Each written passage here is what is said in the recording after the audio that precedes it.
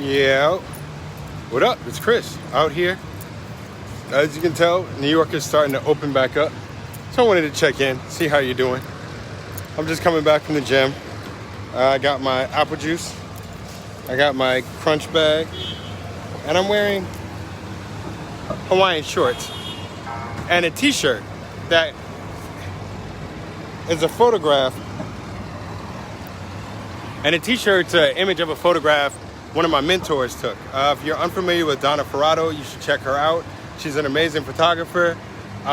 She covered kind of domestic violence issues in, I don't know, the 70s, 80s, as well as covered a lot of kind of like cultural elements around like sex, right? So I'm out here, I left the gym, I got my juice, I'm sweating, I got my t-shirt.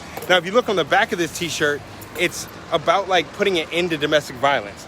So the shirt that I'm wearing is like an anti-violence shirt and is about a photographer that went out with the police and rode with the police to document when women were abused by their spouses, so that when it went to court, there was photo evidence of the violence that occurred. Because back in the 70s or 80s, basically what happened is if you were living with a man and the man decided to hit you and the cops show up, they might not do anything. So if the photographer shows up with the cops, then the cops are held a bit more accountable, as well as then a week later, 2 weeks later, a month later, when you actually go to court, there's evidence of what happened that night. Because often, like, if you and I got in a fight, you punch me in the eye, my eye might swell up. And then 3 days later, 5 days later, that swelling is gone. And so when we go to court, someone's like, well, is there any evidence of you being harmed or hurt? And a person would be like, no, look, his face is fine. Well, it's my face. Yeah. Anyway, so Donna went out with people and helped document and make sure that women were able to hold their spouses accountable.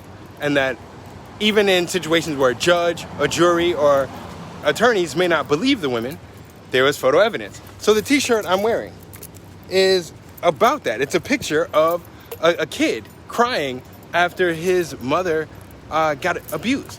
All right. And so the shirt I'm wearing is an anti-violence shirt. So two things that I will not miss about, or that I will miss about pandemic. And it's crazy I'm saying I'll miss anything. One is not having to deal with drunk ass people all out in the street.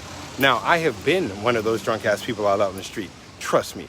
You don't even have to, I am not tripping. I understand that I used to party and I used to get it in and I was out in the street drunk, yelling, peeing on shit or whatever I did. I am the dude that got kicked out of Webster Hall for peeing in a trash can. But that was only because the bathrooms were too full and they didn't have enough bathrooms and they stuffed too many people in there. That's actually should be a building code violation. It shouldn't be on me. But I've been that drunk dude. But already, it's only been like people out for a week, and the number of drunk motherfuckers I've seen out in the street, the number of drunk people I've seen sitting on the curb, leaning on shit, yelling. Last night, some dude walking by was like, hey, can I stop you? Can I ask you something? And I'm like, yeah, like drunk white guy. And he's like, tell me why I shouldn't show up at my ex-fiance's house. And I look at him, I'm like, look, you do not want to do that. And he's like, really? And I'm like, yes, I can't give you a reason other than tomorrow. Now, I hope you remember me. And he's like, I'll remember you. What's your name? And I'm like, Chris. He gave me his name. I definitely did not remember him. But I do remember what he looked like. And I was like, nice to meet you. Do not go to that woman's house, okay? Do not show up. I know you think you want to, but you actually really don't. There's probably some emotion you have that you want to get across, or there's something you want to say, but do not show up at that woman's house. And he's like, I mean, so you think I shouldn't go over there? And I was like, yes. Wake up, and if there's something you want to say in 2 or 3 days, figure that out then. But do not go drunk like this to her house. Go home, go to bed. And he was like, oh, okay, man, okay, thank you. And I'm sitting there like, yo, my man is drunky McDrunkenston. And then while I'm talking to him, other people laid out drunk. And again, I partied, so I'm not even mad that people are drinking. But for a number of months, if not almost a full year, I have not had to deal with mad drunk people in the street. And it is starting to happen again. And up in Greenpoint, there are more bars now than there were before. So Bammers are out here getting it in. The second thing that I will not, that I'm not happy about and that I will miss and that I enjoyed during pandemic is people just cross the street. And so I didn't have to deal with the people blatantly just being afraid of black people shit and how they respond to it.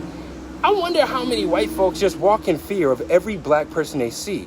And what is the trigger? What is the like common denominator on what makes you afraid of a black person? You see me walking down the street. When I got my hair up, I look like a Rasta or a dread or whatever. I'm not a Rasta, but Rastas are about peace, Bob Marley. I got a shirt on that's advocating for women who have been victims of domestic abuse.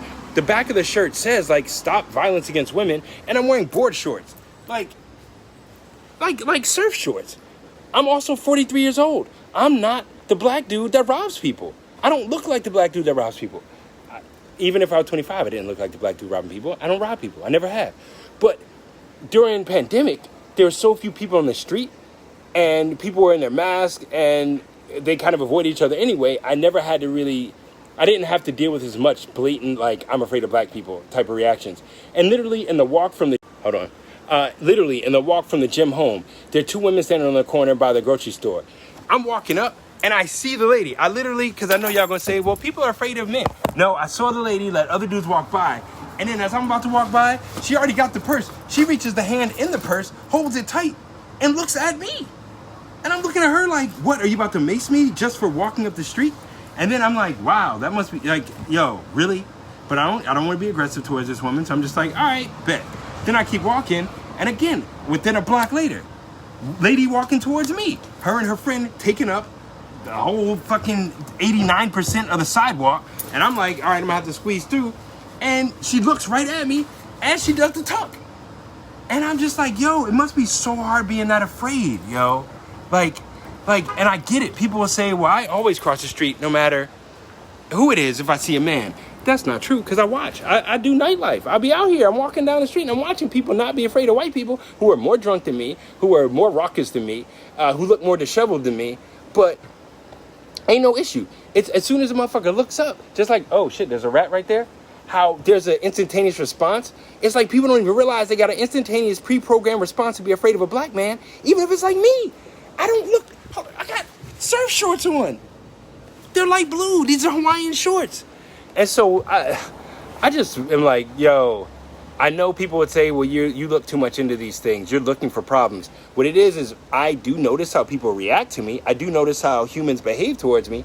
And when I see people blatantly grab their shit and stare at me, when I'm not a threat to anyone, it makes me wonder, like, yo, how do you behave towards the 15-year-olds? How do they behave towards younger black men?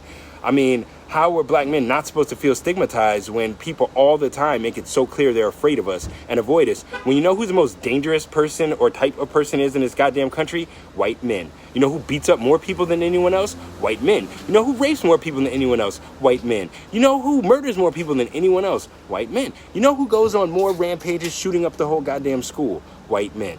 But who is seen as the most feared group in the whole motherfucking country? Black men. And so I'm not telling nobody, like, yo, if you're scared, cross the street. I cross the street on motherfuckers. I'll tell you right now. I walk around with camera equipment. I got a computer on me or some shit like that. If I see shit that makes me uncomfortable, I will cross the street on a motherfucker. If I see certain shit, I will grab my materials and I will hold my bag and I'll be like, oh, this is mine. I don't fuck around with these people out here. But, you know, there is not one common denominator. It's not like, well, I see a black man and no matter what he looks like or what he's wearing or how he's behaving, I get shook. I'm not afraid of black people. I know that black people are beautiful. I know that black men are beautiful. So anyone seeing this, any black man looking at this, I want to tell you, you're beautiful. You're amazing. I love you, okay? And the people that aren't black, I love you too. See how I can love black men and love non-black men? It's not either or. But what I am saying is check your biases. Think to yourself, do you immediately get afraid when you look up and there's a black man in the doorway? Do you immediately get afraid when you see people that have a certain je ne sais quoi? All right?